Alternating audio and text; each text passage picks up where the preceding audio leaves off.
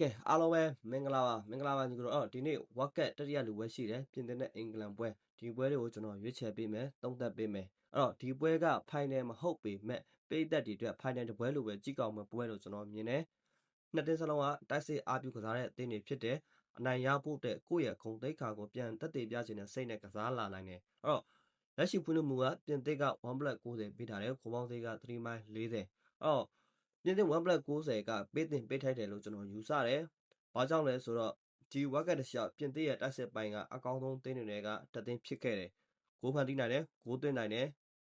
။နောက်ပြီးအခွင့်အရေးအဆုံးသတ်နိုင်စွမ်းလည်းအရန်ကောင်းပါတယ်။ဒါကြောင့်ဒီလက်ရှိပေးတဲ့ဈေးကကျွန်တော်အနေနဲ့ဖြစ်တင်ဖြစ်တတ်တယ်လို့ကျွန်တော်ယူဆမိတယ်။နောက်ပြီးဒါအပြင်ဘာပေးအတွက်ဂိုးရန်ဘူးစုအတွက်အခွင့်အရေးရှိနေသေးတယ်။လက်ရှိသွင်းကိုရေတွက်ကမက်ဆီနဲ့ဒန်းတူဖြစ်နေတာကြောင့်ဒီပွဲမှာဘာပေးမဖြစ်မနေကိုရဖို့စူးစမ်းလာနိုင်တယ်ဂိုးသွင်းနိုင်တယ်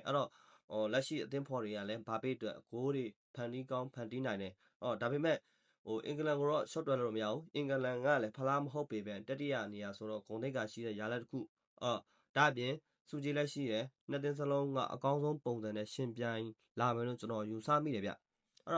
ဈေးကွက်ကပြင်သစ်က 1+90 ပေးထားတယ်ဂုံပေါင်းသေးက 3.40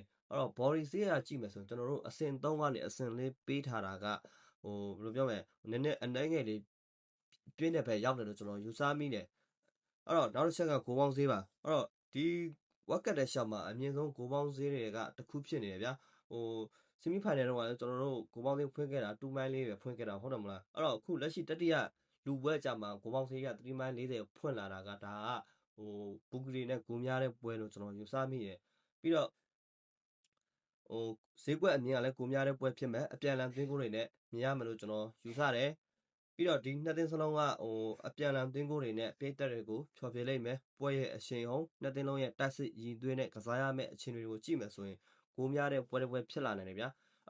ကျွန်တော်အမြင်ကဘူဂီတွေကပိတ်တဲ့အကြိုက်ကံပါလိမ့်မယ်ဒီပွဲကအပြန်အလှန်သွင်းကိုတွေနဲ့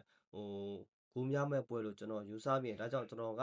ဘော်ဒီအစားပြင်သစ်ဂိုးဘော်တွေကိုကျွန်တော်ကြိုက်မိပါတယ်ဒီကိုတွေအတွက်ပြင်သစ်ဂိုးဘော်ပါအားလုံးပဲအဆင်ပြေကြပါစေ